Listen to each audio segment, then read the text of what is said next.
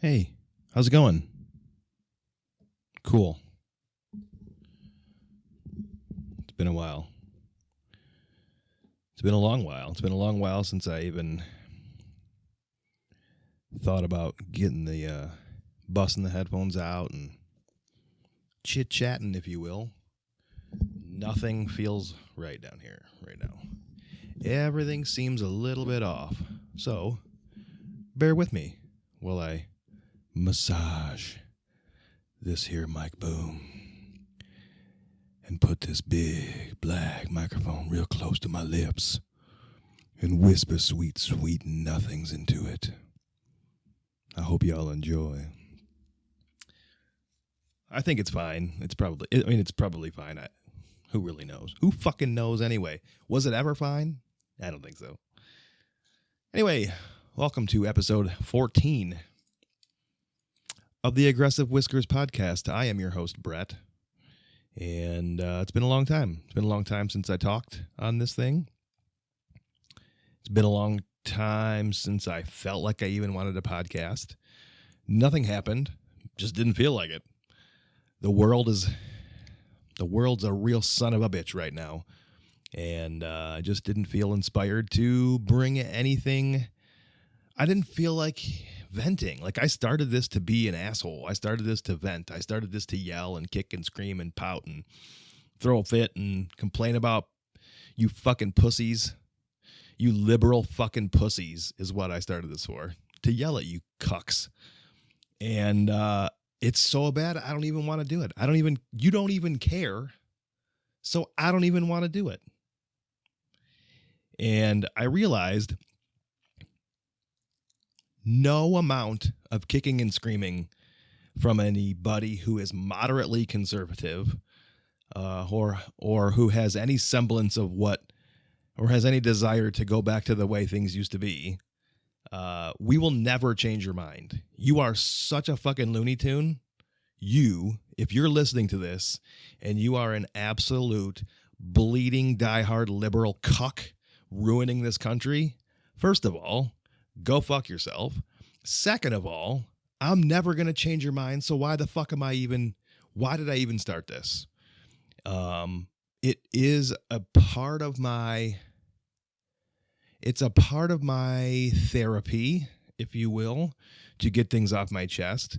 But I really wanted to do it to be like some sort of I wanted to speak my piece in hopes that I could rally the troops, I suppose, to fight harder, to preserve the goodness, because no matter what they tell you, to preserve the goodness of what this country used to be. And I thought perhaps by getting on here and reminding people of conservative, not necessarily even values, because I don't have any fucking values, just conservative ideals, and maybe being more fiscally conservative yet socially liberal, because I believe that's what I am. I'm fairly socially liberal, but I'm fiscally conservative, and I am repulsed at the direction this country is going.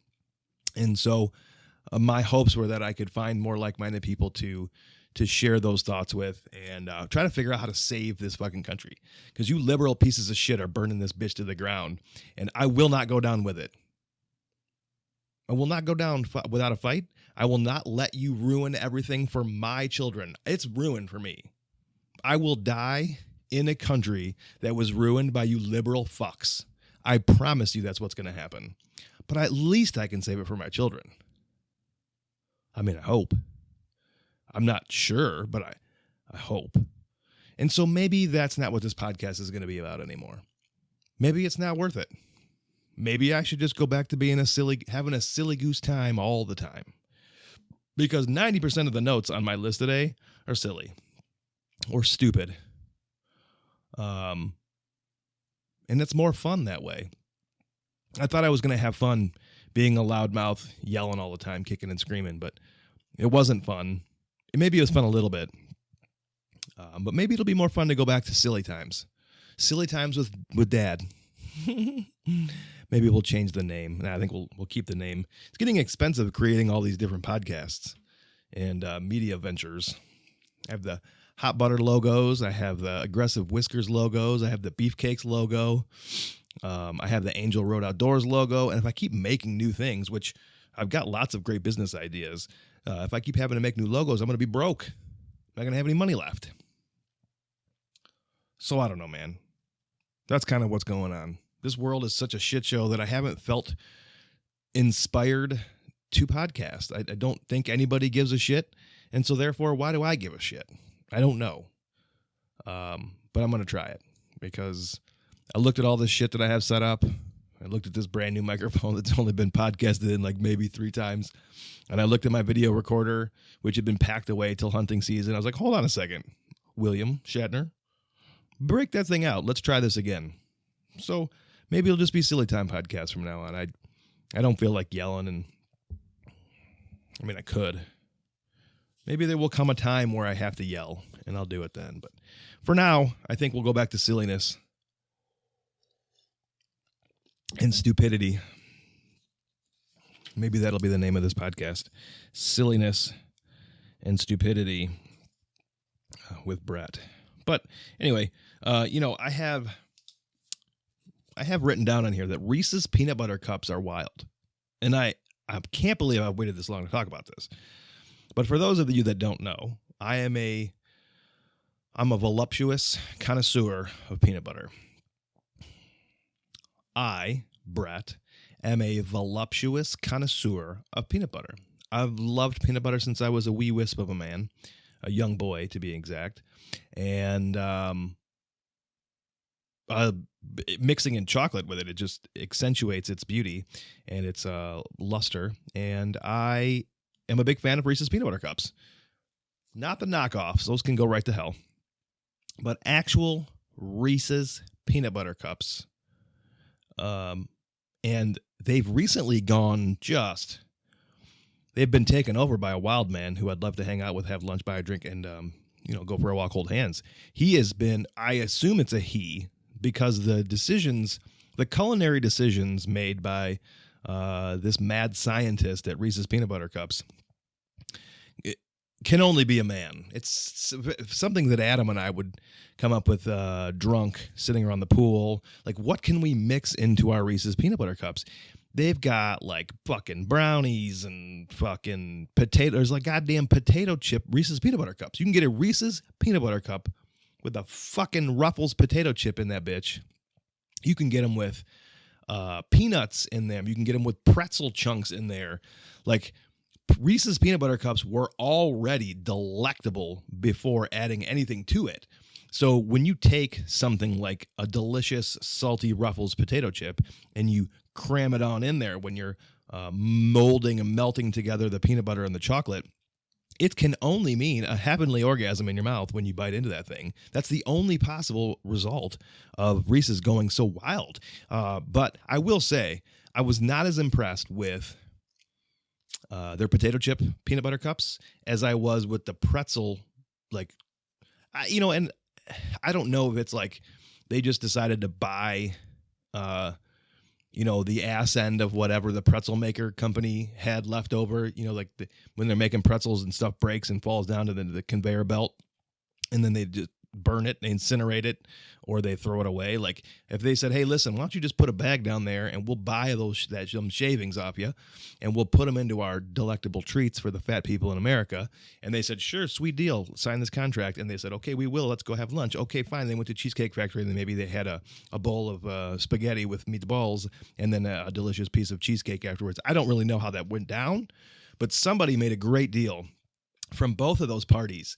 And the pretzel chunk peanut butter cups, in my opinion, are the best option for an elevated peanut butter cup in today's society. So next time you're at the gas station, make sure you go down the candy bar aisle and get a load of all the options. And you can tell them that Uncle Brett sent you over there. You get that Reese's peanut butter, the king size, will do you real good. You get the king size Reese's peanut butter cup with the pretzel chunks in it. Blow your tits right off. Blow them right out of the water. If you're in a swimming pool, boom, blow them tits right out. I'm telling you. Reese's peanut butter cups with pretzel chunks, blow your tits right off. If your tits are giant and you want a breast reduction, eat them, blow them your tits off. Bam. Thank you. I saved you an unnecessarily expensive surgery, and you got a treat. You're welcome. Reese's Peanut Butter Cups. Sponsor me. You know, there's a certain level of, we all do things every single day to make ourselves feel better on the inside because of how we are perceived on the outside. And so, we wear comfortable clothes because the laws of our stupid nation say we have to wear clothes, but we wear clothes that are comfortable, but also are moderately stylish so that we are perceived as being fashion forward. Now, we may not actually be fashion forward. Some of us, like myself, I'm more fashion. I'm a mute. I'm a fashion mute. So I don't want people to look at me and be like, damn, he's real fashionable. I'd rather them just say like, he looks nice as a 41-year-old man with a missing tooth and a bum eye. He looks comfortable as well. So good for him. Good on that man. But a lot of people have a confidence. Their confidence is elevated based on the things that they do either to themselves or for themselves based on how their outward appearance is perceived by others. And I would extend that into hairdos. Now, a lot of people spend tremendous amounts of money getting their hairs done, getting their wig split, getting their weaves tucked in just right. Women spend hours at the salon, hundreds and hundreds and hundreds and hundreds of dollars of upkeep in getting their wig taken care of. Their hair's dyed, their hair's accentuated, their hair's highlighted or low-lighted or trimmed or chopped or topped. This ain't the Waffle House, but they'll do it for you. So I would go so far as to say, I believe that I have found the hairdo that I was born to have. I was destined to fall back in love with the mullet. Back in love, you say? Well, yes. As a young man, I had a mullet. I think all kids had mullets in the 80s. Short top, long back, STLB. Party in the front. Business in the front, party in the back. Sorry, I got that one backwards. Although, I would be interested to see a reverse mullet. If anybody's got one. A reverse mullet. Business in the back, party in the front. So, business in the front, party in the back. I was born to have a mullet. The fact that it made a return when I was like 40, nobody believed that would actually be the case. I don't think anybody really truly believed that the mullet would come back in style. But somehow, famous people like Theo Von really wore it with confidence. And I also believe that the COVID lockdowns and the lack of ability to get a haircut caused people to say, what can I do to my own hair at home? And then it was like this, they had their own little fashion shows at home where they'd order clothes online and they'd cut their hair in their bathroom and they would just look good for whoever they lived with or for themselves in the mirror. And so mullets made a comeback. And I was one of those people who said, I'm going to do this. I'm going to grow the Theo Von. I'm going to grow that mullet back. And so I started in January of 2020. I'd made that decision in January 2020 that this is what I was going to do with my hair. My hair grows up very slow. If you've ever listened to How About Our Podcast, I'm sure you've heard me say that my hair grows very slow. So I started in January. By March, everything was locked down. I didn't cut my hair again. Like I didn't cut the back part of my hair for 2 years. And it was beautiful. It was luscious. It was long. I would cut the top, but then there came a point where I was like, I don't want to go get my hair cut. So I just let even the top grow long, and I was trying to let the top grow up to the bottom, yada, yada, yada. Long story short is my hair just got long. It looked cool for a little while, but then it became a little tedious. And I cut it all off. And I was like, that was a mistake. Because it took so long to grow. Like I said, my hair grows super short. So my hair, it took so long to grow. I was really bummed when it was gone. So anyway, I decided again, let's just grow it back. So I am in the process of growing my mullet back, but this time I'm going to keep it manageable. The manageable mullet. That is the name of the podcast, folks. Sometimes in the middle of a sentence, the middle of a conversation, it just hits you. This is the name of the podcast, the manageable mullet. That's the name of the podcast. Anyway, I'm growing it back. And this time I'm going to keep it sort of short on the top, like a real mullet, like short on the top, long in the back, fun, like little Vidal Sassoon hair commercial when it's wet and I get out of the pool and I can whip my hair around, like watch me whip, watch me nay. I'll whip that shit back and forth, slap your titties with them, whatever you want me to do. But anyway, I'm growing the mullet back. There is a level of confidence that is bestowed upon me by the hair gods and goddesses from having this mullet. I was born to have a mullet. I was destined to have a mullet. I will live with this mullet for as long as I possibly can. I look great with a mullet. I don't care what anybody says. It looks good on me.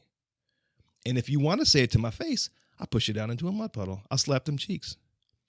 I'll tell you, look over there, and I will push you down right into the nearest mud puddle. If there's no mud puddle, I'll just push you down into a pile of rocks. You don't want none of this. Not only am I confident in my looks with this mullet, I'm confident in my physical ability to take you down to Chinatown. Do you understand what I'm saying?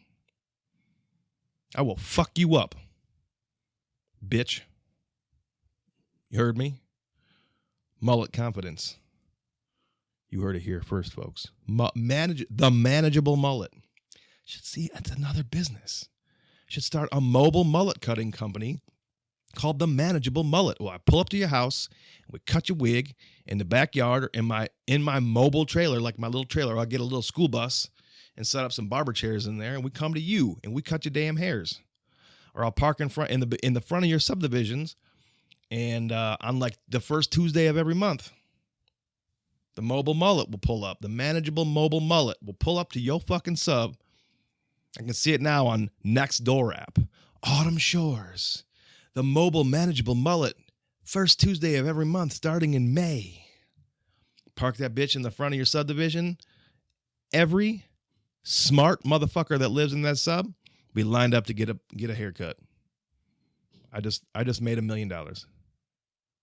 You're welcome. If someone wants to steal that one's on the house. I have a couple of even better ideas coming up next. Like a food truck or a trailer. No windows, no pickup windows, no pickup doors for anybody, just the employees. And it's just glory holes, different sizes all the way around the trailer. And so your food is distributed to you through a glory hole. You have to trust that what you have ordered is going to be distributed into your gullet. So a glory hole food truck or trailer. But we're name shopping this motherfucker. We're workshopping the names because it's a little tough. I want it to be a slightly tongue-in-cheek and also inappropriate.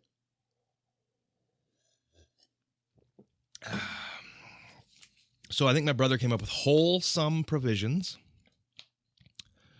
Blaze of Glory, and it's going to be all spicy foods, though. And I also have Fillets of Glory. I want to lay... Oh, wait, that's a different song. I'm going out in a fillets of glory. See what I did there? Fillets of glory. And they could be all Bon Jovi-inspired entrees. R.I.P. to the guitarist who just died, one of the founding members of Bon Jovi. Bet you didn't know that. Bet you didn't know you were going to learn something on this podcast. I bet you didn't know that on episode 14 of the Aggressive Whiskers podcast, you were going to learn that one of the founding guitarists of Bon Jovi just passed away at age 70. Fillets of Glory. You're welcome. That one's not free to steal. If you steal it, I'm going to sue you for copyright infringement. Copyright, you say? Yes. I'm podcasting. That information is on here. I'm going to distribute it today. Therefore, that's my copyright. That's a poor man's copyright. Suck on that, bitches. I've also have an idea for an additional type of mobile hair salon. this is going to be, I guess it doesn't have to be women. I guess this can be a part of the manageable the mobile manageable mullet. So a mobile hair salon. Again, we park in the front of your sub the first Tuesday of every month starting in May. It can be called, these are my two ideas. I like them so far, but I'm open to suggestions. What are you afraid of? And crimpin' ain't easy. You know what I'm saying? I think, I got to tell you, crimpin' ain't easy might actually end up being the name of this episode. I really like crimpin' ain't easy. So imagine, if you will, a beautiful old Clarkston School District school bus, no seats, parked in the front of your subdivision, and there is a 1, 2, 3, 4, 5 to 6 salon-style chairs with a wash station each on each side of each one. And there is a pay station at the front where you swipe your little card-y-roni and you pay for your services at the end. And on one side is dudes getting their mullets cleaned up, and on the other side is crimpin' ain't easy, and the ladies are getting their hairs crimped like they did in the 80s. Ladies, haircuts from the 80s. Crimpin' ain't easy. I'm like writing commercials while I'm talking. Sometimes these ideas, they just spew out, and I just can't control them. They're so good. So good. I got one more business idea, and then we'll move on out of the business idea segment of this podcast. Onlystands.com, and this is going to mean nothing to anybody that doesn't do anything hunting related. But the mobile hunting game, mobile means you don't just go to the same tree stand every single time and hunt. You are willing to take your stuff with you in and out of the woods, and you set up in a different tree every time. It's kind of new. It's kind of what I did all last year. It's very expensive, and all these wonderful companies are consistently creating new products to be lighter, more versatile, and get you out into the woods, but at a cost. And that cost is extremely high. And so I thought, and what they do is they take all these innovative, sexy products, and they take like these very artsy-fartsy pictures of them where you see like 1/8 of 1/4 of this particular product from an angle in low light at sundown with, just some very artsy-fartsy picture. And they post it on Instagram. And everyone comes a little bit. They nut a little bit all over the picture. And they're like, oh, my God, I can't wait to see that. This is so exciting. And so anyway, we're going to do onlystands.com. Just, listen, the OnlyFans thing is, the possibilities are endless. So we're going to do onlystands.com. All of these new hunting manufacturers are going to have their own accounts.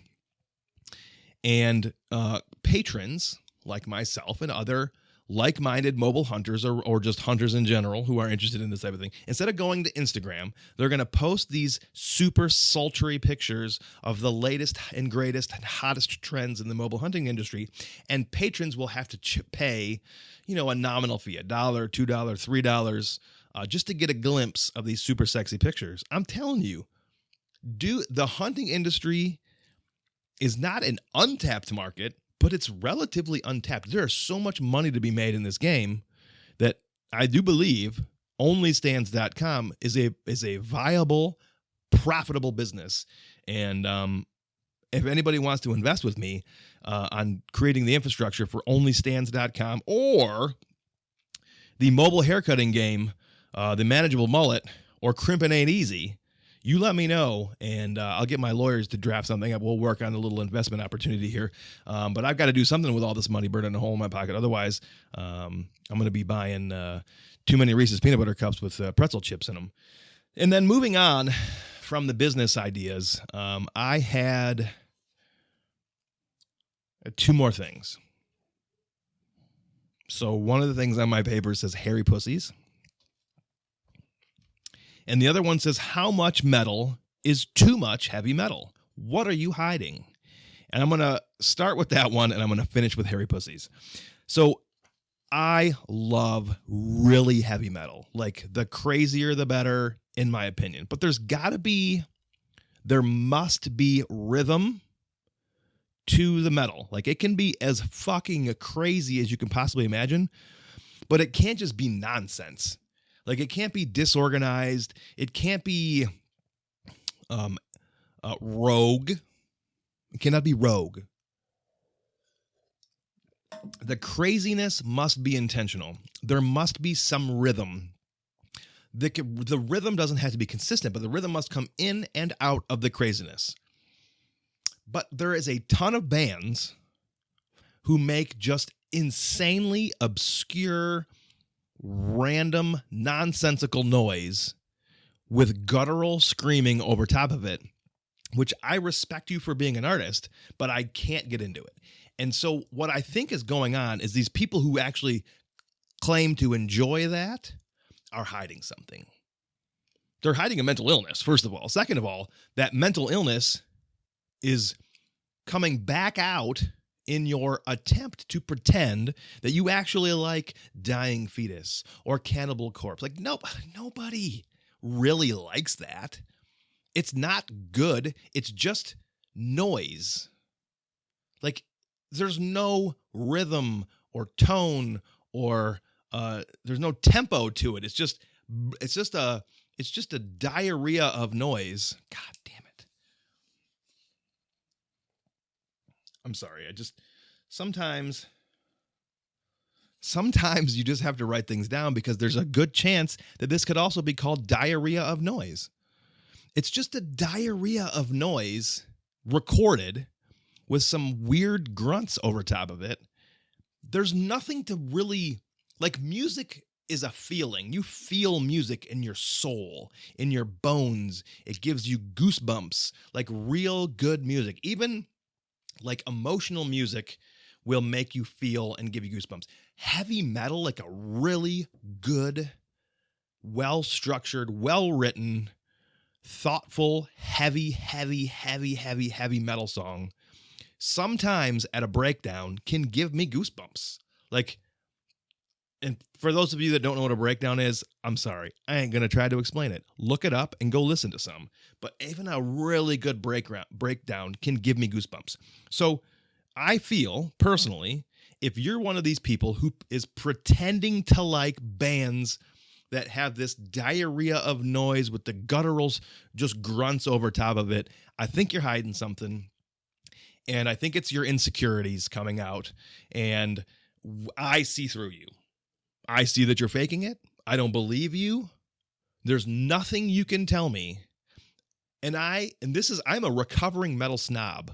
Self-admitted, self-imposed, recovering metal snob. I used to choose to not listen to something if somebody was doing something that I didn't appreciate. Now, I will listen to Cannibal Corpse, and I will listen to Dying Fetus or Deicide or Death. I will listen to them, and I will say, this isn't for me. And then I will look at the people who are claiming to like them and go, you're hiding something. You, miss. You have a penis. I have a feeling. You're hiding something. You're bad breath. You have halitosis. Halitosis Jones. You're hiding something.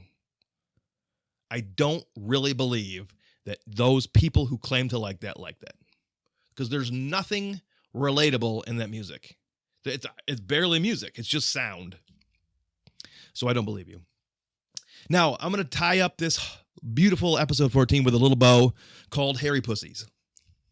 And it is exactly what you don't want it to be. This topic is exactly what you're hoping it's not. It's bush related. It is 100% pubic hair, not cats. It is 100% hairy pussy. I can hardly say that without laughing. I read something on the internet the other day that said this country started going to shit when we got rid of hairy pussies. and all the women started shaving bald. And I could not possibly agree anymore. If you are shaving bald your pubic hair, I want you to ask yourself, what are you hiding? Are you afraid of what your bush may look like? What are you so afraid of? What can you possibly be so afraid of that you are shaving all of your pussy hair off? It is unnecessary. A well-manicured pubic mane. So this is the big joke in the family is that Brett likes a massive bush, and that is not the case. I like bush, but I don't like a massive bush. I don't want it to be poking out of your bathing suit sides. I don't want it to be poofed out under your belly button. I just don't think that a woman should be shaving her pussy. And I know she shouldn't be shaving bald. There's no reason for it. You should have a beautiful, well-manicured pubic mane for me to look at. Men to look at, not me. Men. Or your partner, your lover. America went to shit when men stopped smoking Marlboro Reds and women started shaving their pussies bald. And that is a fact. Bring back hairy pussies. See you next time.